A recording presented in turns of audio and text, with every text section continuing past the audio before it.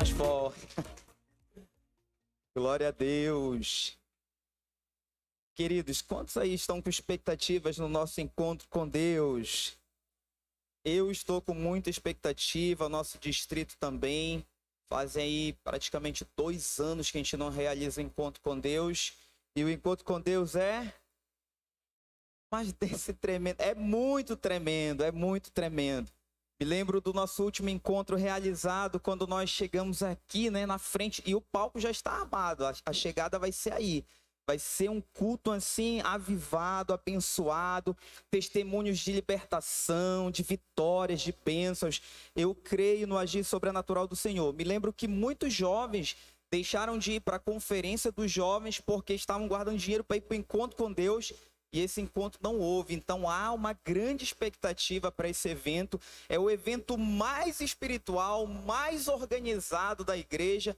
Não me interprete mal, quando eu digo mais organizado é porque está todos os pastores ali juntos em oração, os irmãos, a liderança, porque é um aceleramento espiritual, é algo sobrenatural que mudou a minha vida e que mudou a vida de muitos irmãos. Então eu quero deixar esse convite para você, esse desafio. Se você ainda não fez encontro com Deus, faça, porque eu tenho certeza que você vai voltar um novo homem, uma nova mulher. Amém? Glória a Deus. Queridos, nosso pastor, ele está na sua saga, né? Ele está aí numa agenda bem lotada. A gente pensa às vezes que ele está ali, já atravessou o nosso oceano aqui, o Amazonas, né? Estava em Prainha, foi para Santa Maria, aí vai voltar, vem de carro, então está fazendo a obra. Ontem nós estávamos com muitas missões, né? Ontem teve batismo na chácara, teve lançamento Tiflin na Camp, tinha uma equipe lá, tinha pessoas lá no Açu das Bênçãos, pessoas daqui. Então você faz parte dessa igreja abençoada, que é uma igreja missionária, amém? E nesse momento, nós consideramos que é o momento mais importante do nosso culto, é o momento que nós vamos compartilhar a palavra do nosso Deus, amém? Tem alguém que ama a palavra de Deus aqui? Então diga glória a Deus. Abra sua Bíblia comigo em Lucas, capítulo de número 7. Eu quero ler com você a partir do verso 18. Lucas, capítulo de número 7. Vamos ler a partir do verso 18. Vou estar lendo aqui na NVT. Você pode abrir sua Bíblia. Se você está nos visitando aqui, fique muito à vontade, seja bem-vindo. Você pode acompanhar no telão aqui. Para você que é de casa, é bom abrir aí sua Bíblia aí. Lucas, capítulo de número 7, a partir do verso 18. Diz assim: os discípulos de João Batista lhe contaram tudo o que Jesus estava fazendo. Então João chamou 2 de seus discípulos e os enviou ao Senhor para lhe perguntar: o Senhor é aquele que haveria de vir ou devemos esperar algum outro? Os 2 discípulos de João encontraram Jesus e lhes disseram: João Batista nos enviou para lhe perguntar: o Senhor é aquele que haveria de vir ou devemos esperar algum outro? Naquela mesma hora, Jesus curou muitas pessoas de suas doenças, enfermidades e espíritos impuros, e restaurou a visão a muitos cegos. Em seguida, disse aos discípulos de João: voltem a João e contem a ele o que vocês viram e ouviram. Os cegos veem, os aleijados andam, os leprosos são purificados, os surdos ouvem, os mortos são ressuscitados, e as boas novas são anunciadas aos pobres. E disse ainda: felizes são aqueles que não se sentem ofendidos por causa de mim. Diga amém. Em outra tradução diz assim: felizes são aqueles que não abandonam a sua fé em mim. Vamos orar, querido. Coloque a mão no seu coração. Senhor Jesus, eu quero te agradecer pelo grande privilégio nessa manhã de poder compartilhar a tua palavra. quero te convidar, Espírito Santo, fique à vontade aqui, que o Senhor possa convencer, o Senhor quem convence o homem, a mulher, do pecado, do juízo, Pai. Que o Senhor possa me usar, não permita que eu tropece nas minhas palavras, mas que eu possa ser fiel, Pai, em transmitir a sua palavra, Pai. A sua palavra lida por si só, ela tem poder de curar, de transformar vidas. Eu te peço, Deus, que eu possa ser um instrumento de bênção na vida do meu irmão, da minha irmã, nessa manhã, em nome de Jesus. Amém, papai, amém e amém. Queridos, o tema dessa mensagem é: Jesus, não há outro. Você pode falar em voz alta comigo? Diga assim: Jesus, não há outro. É incrível que quando nós estamos passando por um momento de tribulação, nós somos capazes de falar algumas coisas que no nosso natural a gente nunca falaria. Quantos aqui, além de mim, em um momento já pensaram em desistir da sua caminhada com Jesus por algum motivo que você enfrentou? Quantos além de mim? Dá um sinal com a mão. Já pensou em desistir por alguma coisa que você enfrentou na sua vida? Eu já pensei em desistir algumas vezes. E geralmente é naquele momento em que nós somos pegos ali em uma situação que foge do nosso controle. Sempre nós temos um bom conselho para dar para todo mundo, mas às vezes esse conselho não serve para aquele problema que nós estamos enfrentando naquele dia. Nós temos que ter cuidado com isso. João Batista, a Bíblia diz que ele era o profeta que preparou o caminho para o ministério de Jesus. Ele, na verdade, foi o último profeta. Ele foi o último profeta que, entre todos os outros que falavam, Jesus, o Messias, ele está vindo. O Messias, ele vem, ele está por vir. João Batista, ele teve o privilégio, não de falar que o Messias viria, mas ele teve o privilégio de dizer assim: eis o Cordeiro de Deus. Está aqui, o Cordeiro de Deus que tira o pecado do mundo. Esse homem, ele teve o privilégio de batizar o próprio Filho de Deus. Meu Deus, que homem é esse? Mas esse homem teve um momento em que a sua fé, ela foi abalada. Em um momento de dificuldade, João Batista, ele estava já há algum tempo preso. A sua fé vacilou. A sua fé, ela foi chacoalhada. Um homem que tinha palavras autênticas, raça de víboras. Estou olhando aqui para o João Batista da peça, né? E estou me lembrando. Raça de víboras. Quem vos ensinou a fugir da ira vindoura do nosso Deus? É interessante que João Batista, ele falava algumas frases. Quando seus discípulos chegam até ele, diz assim: aquele homem que o Senhor batizou, agora está batizando mais do que você. João Batista disse assim: convém que ele cresça e que eu diminua. Quando ele está no meio daquela multidão batizando, e vem alguns soldados perguntando o que deveriam fazer, e João Batista está ensinando, e tantas pessoas ali cercando João, pedindo perdão pelos seus pecados e sendo batizado nas águas. É interessante que ele diz assim, ele faz questão de afirmar: eu batizo vocês com água para a remissão dos seus pecados, mas virá outro mais poderoso que eu, cujas sandálias eu não sou digno de desatar as correias. Ele já estava afirmando que ele não era o Messias, que ele não era o Elias, que ele não era o profeta maioral. Mas ele fazia questão de atribuir isso ao Senhor Jesus. E quando chega o momento em que Jesus vem para ser batizado, ele ainda tenta impedir Jesus. Não, Senhor, é eu que tenho que ser batizado por ti, tu vem a mim. Jesus disse: não, importa que as escrituras sagradas elas se cumpram. Meu irmão, isso aqui é muito sério. Um homem que tinha uma convicção absurda da sua fé, em um momento de pressão psicológica, em um momento de tribulação extrema, ele também vacila na sua fé. Imagine essa cena. Tudo que esse homem falou, como seus discípulos olhavam para ele. Agora ele está preso. Já está há algum tempo preso. E Jesus está curando, Jesus está fazendo milagres, sinais, prodígios, maravilhas. Jesus, a Bíblia diz que ele ressuscita aquele filho daquela viúva. E essas notícias chegam até aquele cárcere. E quando os discípulos de João Batista falam para ele: Jesus ele fez isso, Jesus ele está fazendo aquilo. João Batista para e pensa: Jesus é meu primo. Eu estou preso aqui já há algum tempo. E ele não veio me visitar. Ele não veio me libertar. Será mesmo que ele é o Messias que nós estávamos esperando? A fé de João Batista, ela foi abalada. Nessa passagem bíblica aqui, Jesus, ele nos ensina, sabe o quê?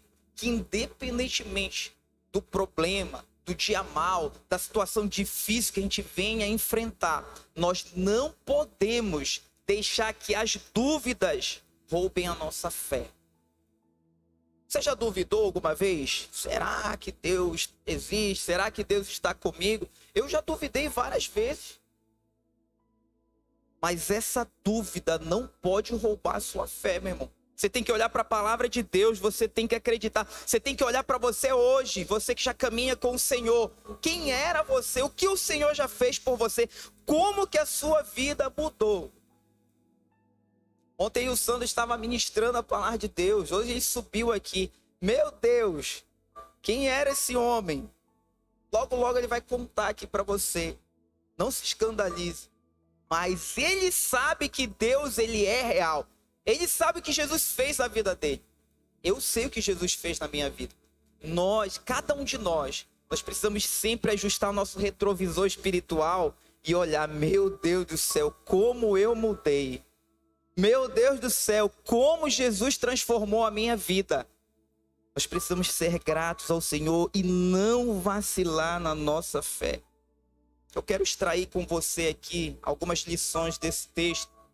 A primeira lição que nós podemos extrair desse texto aqui é que as nossas dúvidas, elas vêm muitas vezes porque a gente espera que Deus haja na nossa vida da nossa maneira. A gente tem a mania de, não sei nem se existe a palavra, teologizar Deus. Colocar Deus em um pacote ali e colocar ele como fazendo sempre um padrão daquilo que a gente acha que é melhor. João Batista, ele fez isso. Ele, assim como o povo judeu, eles aguardavam um Messias diferente.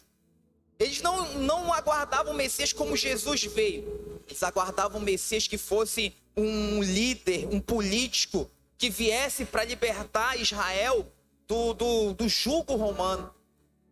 E Jesus chega de uma forma diferente. É interessante que, ao duvidar de Jesus imediatamente, o texto diz, imediatamente, quando os discípulos de João perguntou, você é aquele que haveria de vir ou devemos esperar algum outro? A Bíblia diz, imediatamente, Jesus curou, Jesus trouxe a visão aos cegos, os surdos passaram a ouvir, mortos foram ressuscitados, o evangelho foi anunciado aos pobres.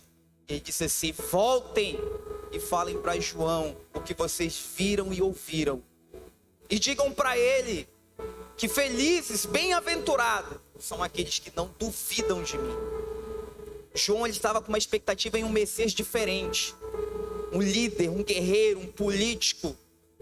A dúvida de Judas também foi essa. Judas, a intenção dele nunca foi entregar o mestre para ser morto. A intenção de Judas era tentar ajudar Jesus.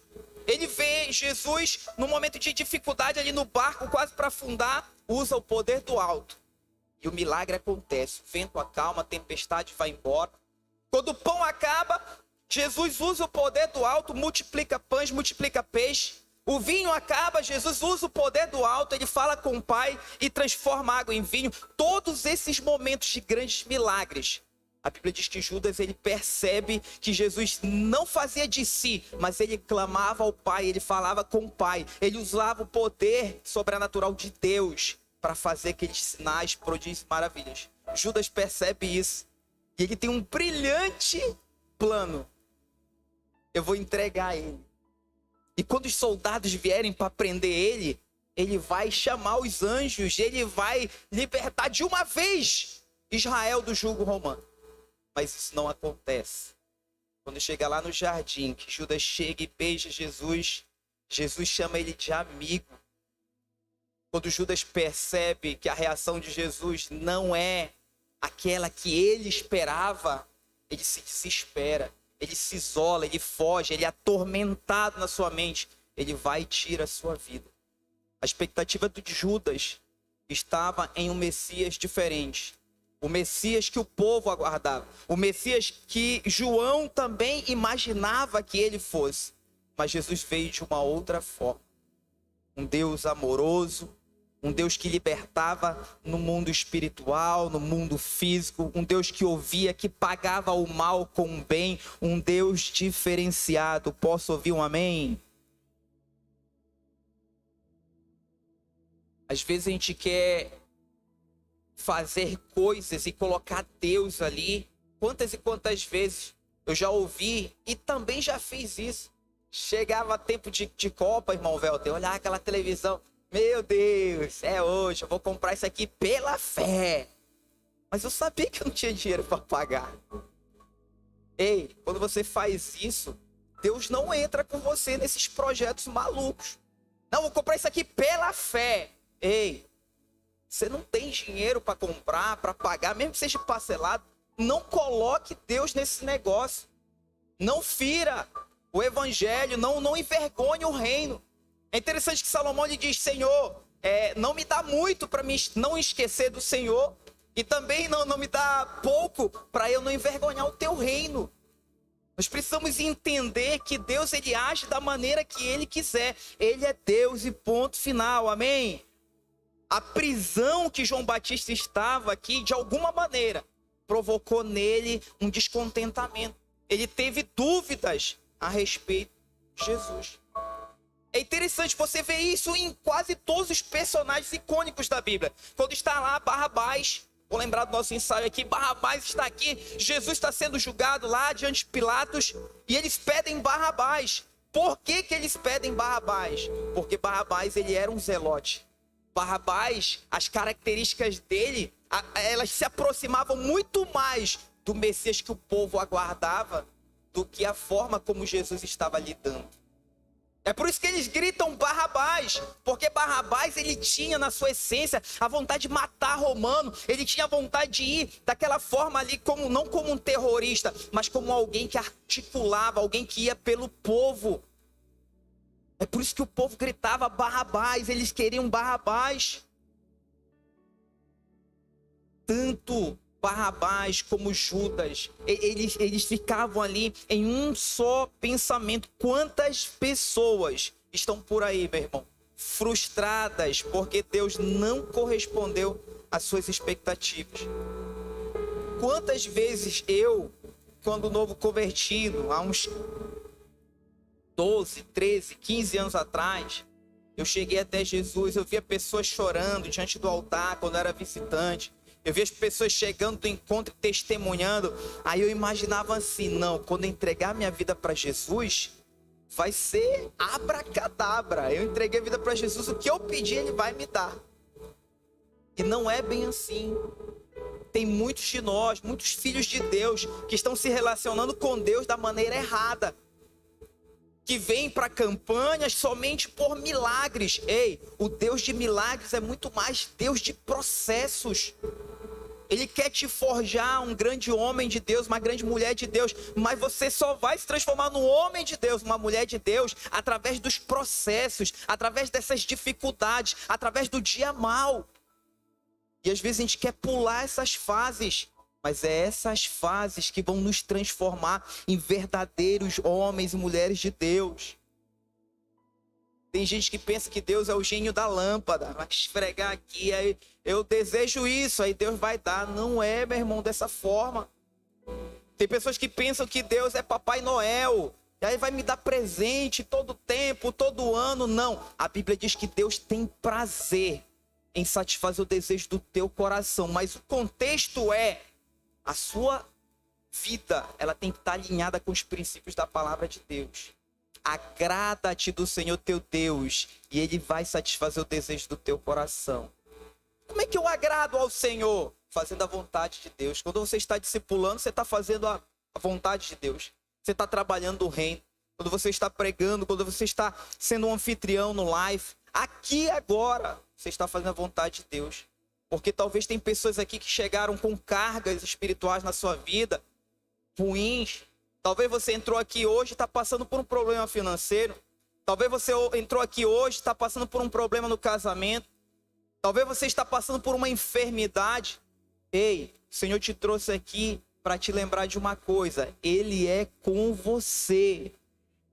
A Bíblia diz que nenhuma provação vem para a morte.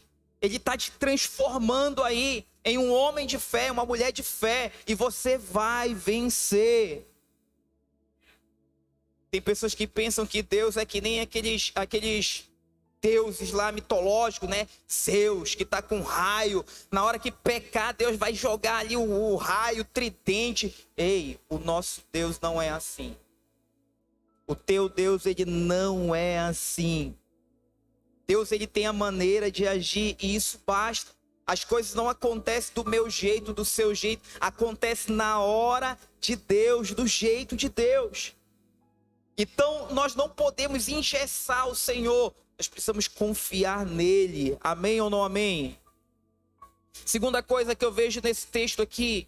O fato de estarmos presos ou debaixo de constante tribulação pode gerar dúvidas acerca da manifestação de Deus ao nosso favor.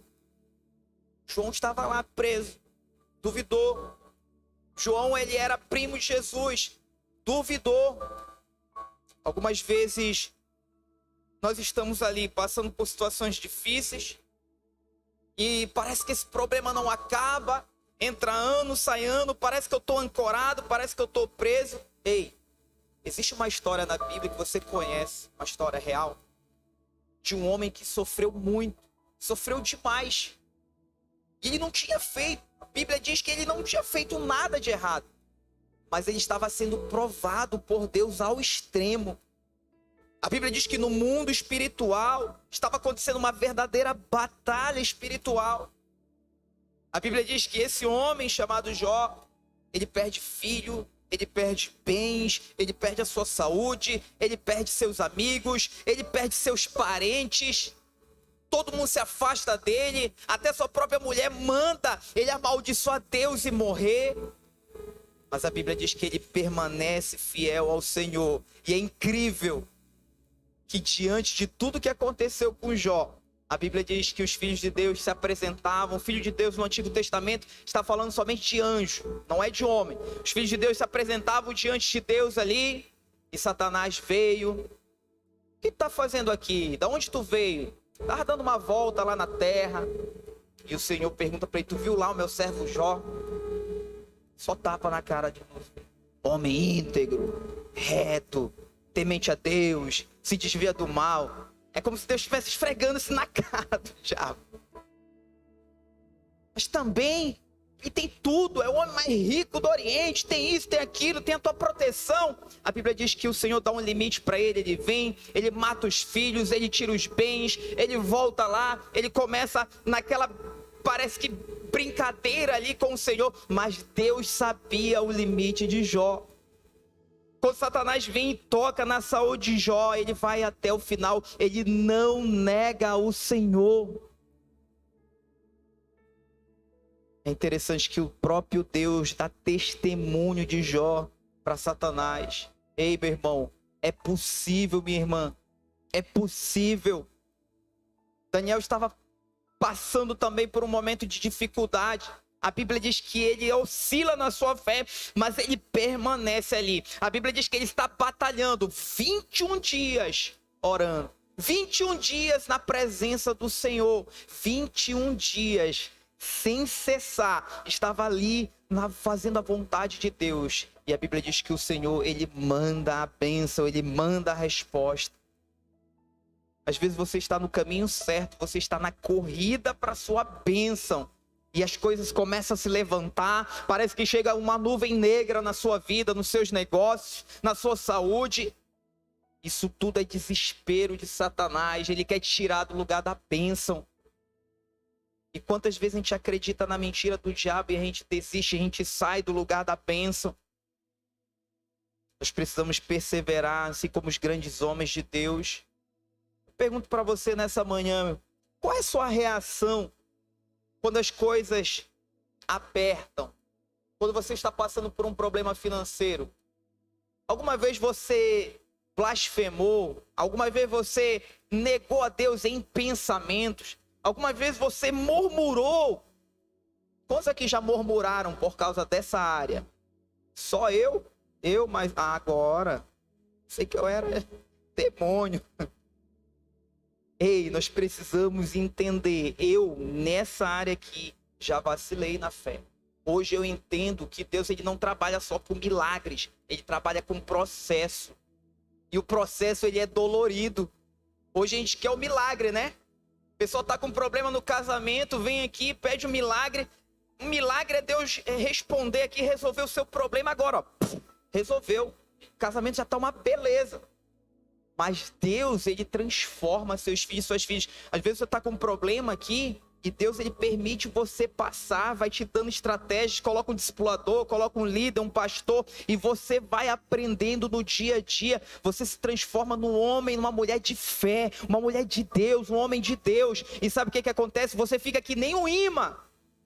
Chega pessoas com problema nessa área, quer ser discipulado por quem? Por quem? Por quem? Porque eles veem em você a transformação real de um homem de Deus que venceu essa área, de uma mulher de Deus que venceu essa área. E eles querem a receita do bolo, porque você lê a Bíblia Sagrada, mas para muitos é uma distância imensa. Mas quando eles olham para você, ele conseguiu, ela conseguiu, então é possível. Quando você fala, meu irmão, a Bíblia diz que do teu interior flui rios de águas vivas. A pessoa ela coloca em prática e dá certo, porque é palavra de Deus, amém? Como você reage, meu irmão, quando você perde talvez um ente querido? Como é que você reage nesses momentos? Eu me lembro ano passado de um jovem que ele me abraçava e ele dizia assim: pastor, por que Deus levou ele? Uma pessoa tão boa, chorando. Por que ele não levou eu, que sou uma pessoa errada, que faz coisas que não prestam? Falei, meu irmão, não tem explicação. Não tem explicação. Volte para Jesus. Nesses momentos aqui de angústia, muitas vezes a gente fica desesperado. Tem pessoas que se irritam, tem pessoas que desistem do Senhor porque oraram pela cura e aquele ente querido faleceu. Ei, Deus vai continuar sendo Deus. Uma coisa que me marcou na minha caminhada, no meu ministério, foi um dia em que eu fui no velório ali da mãe do pastor Elias. Meu Deus do céu, eu estava lá, quietinho lá, tinha vários pastores da nossa igreja lá. Eu estava lá, meus pêsames, orando junto, intercedendo, ajudando. Mas eu fiquei impactado quando eu vi o pastor Elias falar assim: ó, minha mãe está na glória com o Senhor, tá tudo certo, tudo tranquilo, vida que segue. Meu Deus do céu, eu fiquei impactado com aquilo. Mais impactado eu fiquei quando a gente chegou ao cemitério. Que alguns parentes perguntaram assim: nós não vamos abrir aqui? Não, não. Ele falou assim: não, acabou, tranquilo. Mamãe tá de boa. Mamãe tá de boa, é só descer, fechar e vamos todo mundo embora. É nós aqui que temos que se preocupar com a nossa vida, como nós estamos vivendo nessa terra aqui. Porque ela já tá de boa, tá tranquilo. Ei, uma fé absoluta, uma convicção forte. Em quem? O Senhor Jesus. Nós precisamos ter essa certeza. Já falei muitas vezes para os meus discípulos: ó, tudo que você fizer, tenha certeza de que você deu o seu melhor. Tenha certeza de que você deu o seu 100%. Porque quando as coisas acontecerem, você vai estar tranquilo de que você deu o seu melhor, o seu 100%. Jesus disse que nós seríamos o sal e a luz do mundo. Ou seja, aonde você estiver, o ambiente ele é transformado. Isso é real, isso é para mim e para você, meu irmão. A nossa fé muitas vezes ela oscila, ela balança por momentos que passamos, mas nós não podemos deixar essas dúvidas nos roubarem da presença do Senhor. Terceira e última coisa que eu vejo aqui nesse texto para nós meditarmos: a dúvida de João Batista não o rebaixou, Nos versos 26, 27, 28, é interessante que Jesus, ele começa a tecer comentários tremendos acerca de João Batista. Ele diz assim, ó, de todos os homens nascidos de mulher, nenhum é maior que João Batista. Ei, Jesus tinha acabado de ser questionado. Ei, João Batista mandou te perguntar, tu é aquele que deveria vir ou nós devemos esperar outro? Jesus faz tudo o que tinha para fazer, os milagres, sinais, manda o recado. Depois que os discípulos saem, ele começa a conversar com o povo. O que vocês foram ver lá no deserto? Um caniço que sacode para um lado, para o outro? Não, vocês foram ver realmente um homem temente a Deus, um homem poderoso, um homem que de todos os nascidos de mulher, nenhum é maior que ele. Meu irmão, você pode muitas vezes vacilar na sua fé. Como assim, pastor? Às vezes, um momento de pressão, como João Batista, você pode duvidar. Mas Jesus, ele continua te amando. Quando João Batista duvida, quando João Batista tem a sua fé abalada, isso só provou uma coisa, que ele era um ser humano, que ele era um pecador. Mas Jesus nos mostrou que isso aqui não fez com que ele fosse desqualificado. Quando eu perdi a minha casa, eu pensei assim, poxa, mas teve outras casas que bem pertinho da minha, na frente, no lado, que não foram destruídas. Por que o Senhor não guardou a minha? A minha fé ficou balançada. Eu vi uma casa de madeira bem na frente, assim, não saiu nenhuma tábua.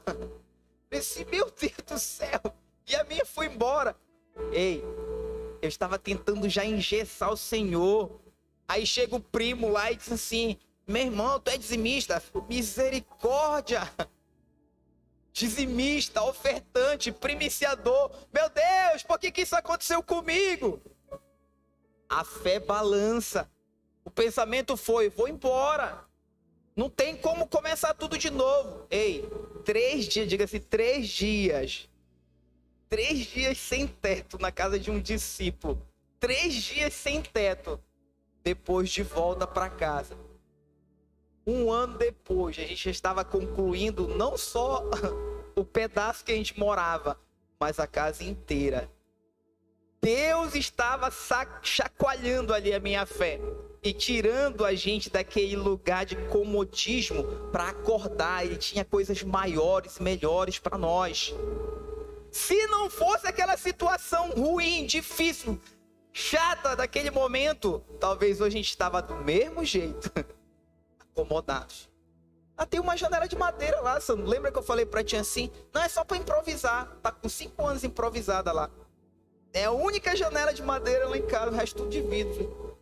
Miserável, tu vai sair daí mês que vem. Deus, ele quer que nós possamos ser ousados na nossa fé. Eu posso ouvir um amém? Eu quero ler um texto aqui com você. Se esse texto falar alguma coisa com você, eu quero que você vá aí se manifestando, amém? Romanos capítulo 8, acompanhe no telão aqui, Romanos capítulo 8, verso 31 até o verso 39, NVT, diz assim: que podemos dizer diante de coisas tão maravilhosas? Se Deus é por nós, quem será contra nós? Se ele não poupou nem mesmo seu filho, mas o entregou por todos nós, acaso não nos dará todas as outras coisas? Quem se atreve a acusar os escolhidos de Deus? Ninguém, pois o próprio Deus nos declara justos diante dele. Quem nos condenará então? Ninguém, pois Cristo Jesus morreu e ressuscitou, está sentado no lugar de honra, à direita de Deus, intercedendo por nós. O que nos separará do amor de Cristo? Serão aflições ou calamidades? Perseguições ou fome? Miséria, perigo ou ameaças de morte? Como diz as Escrituras, Por causa de ti, enfrentamos a morte todos os dias. Somos como ovelhas levadas para o matadouro. Mas apesar de tudo isso, somos mais que vencedores por meio daquele que nos amou. E eu estou convencido de que nem a morte, nem a vida, nem anjos, nem demônios, nem o que existe hoje, nem o que virá no futuro, nem poderes, nem altura, nem profundidade, nada em toda a criação jamais poderá nos separar do amor de Deus revelado em Cristo Jesus, o nosso Senhor. Aleluia! O nosso Deus, Ele é um Deus todo-poderoso, meu irmão, que nos ama. Quantas e quantas vezes a minha fé já foi chacoalhada? Quantas e quantas vezes você já passou por tantas situações que você sofreu, que você chorou, que você ficou ali muitas vezes amargurado, mas você confiou no Senhor e hoje você está aí glorificando a Ele. Nós precisamos passar isso adiante. Nós precisamos contar o nosso testemunho. As pessoas precisam ouvir aquilo que você tem para dizer a respeito de Jesus. E eu não estou falando somente de púlpito, eu estou falando lá no seu life, lá na sua casa, para os seus netos, para os seus filhos. Ontem eu deixei meu filho assim meio amedrontado, coloquei a bombox do pastor Dani assim, aí coloquei uma adoração lá, fogo que consome. Aquela que diz assim, eu navegarei. Falei, escuta essa adoração aí, meu irmão, e te prepara porque tá chegando o teu encontro. Ele disse, pai, mas como eu encontro com Deus? Eu falei, te vira, meu irmão, tu vai falar com Deus. Eu disse assim, mas pai, eu tô preparado. Eu falei, não sei. Todos os dias eu falo de Jesus para você. Todos os dias a gente ora aqui, você tá orando. Sei como é que tá a tua vida. Te prepara aí, tu tem menos de um mês. Te prepara. De noite o cara tava, Senhor, perdoa por meu pecado. Parece que é uma forçação de barra. Não é. Todos os dias Satanás ele tenta nos sujar, ele tenta colocar pornografia, prostituição, tantas e tantas coisas para nos tirar da presença do Senhor, porque ele é um derrotado. A gente, mesmo que peque, se você pedir perdão para o Senhor, ele te chama de filho, de filha, e ele está pronto a te perdoar e te usar para grandes coisas nesse reino. Nós precisamos sair daqui com essa convicção, meu irmão. Às vezes você e eu, nós pecamos em pensamentos, muitas vezes nós agimos de formas erradas e o diabo fica ali, colocando pressão na nossa mente. Ei, tu não presta, tu é isso, tu é aquilo, tu não pode fazer isso, não pode liderar, tu não pode nem estar na igreja. Ei, Satanás é um mentiroso, ele está querendo te tirar da presença do Senhor. Pede perdão para ele, fala com Deus hoje ainda, e você vai ver que o Espírito Santo vai vir com o fogo dele e vai queimar todo o lixo que Satanás está usando para amargurar você. Isso tudo é mentira do diabo. Jesus, ele te ama demais, demais, demais. Eu concluo dizendo o seguinte: Jesus, ele respeita dúvidas genuínas e verdadeiras.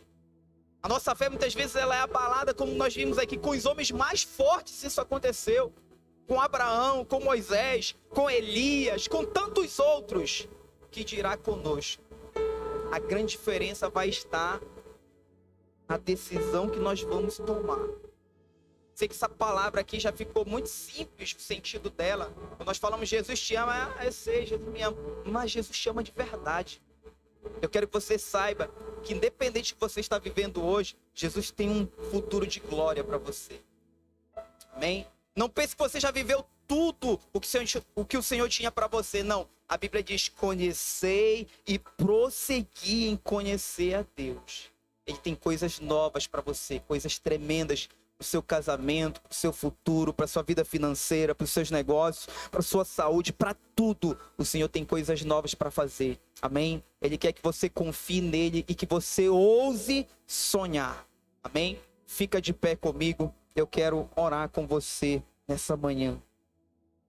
Feche os seus olhos em nome de Jesus, querido.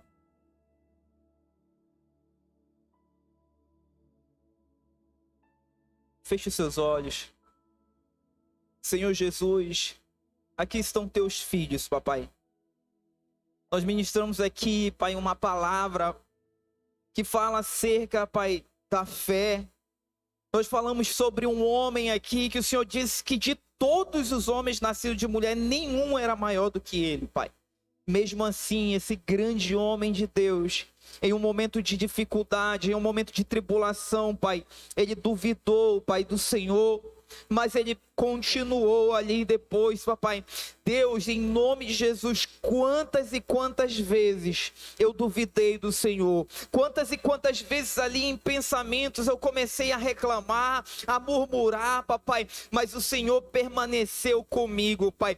Deus, eu oro agora pela vida do meu irmão, da minha irmã, Pai. Eu não sei o momento que eles estão atravessando, a dificuldade que eles estão passando, Pai, mas eu oro, Pai, declarando que a fé deles não será abalada. Satanás não vai tirar eles, Pai, da tua presença. Eu declaro, Senhor, que esses dias de tristeza, Pai, tem uma data para acabar, Pai. Dias de bonança, dias de muita alegria estão chegando sobre a tua vida, meu irmão. Persevera, assim como Jó, assim como Daniel. Ei, continua orando, continua falando com Deus. Eu acredito que você vai ter uma experiência sobrenatural com o Senhor ao você sair desse vale. Você vai falar assim como Jó: antes eu só te conhecia de ouvir falar, mas agora os meus olhos te veem, meus olhos contemplam ao Senhor. Pai, eu declaro que essa fé inabalável, papai, vai estar na minha vida e na vida do meu irmão, Pai. Nós vamos nos levantar sempre, sempre, Pai, como homens tementes ao Senhor, mulheres tementes ao Senhor, papai.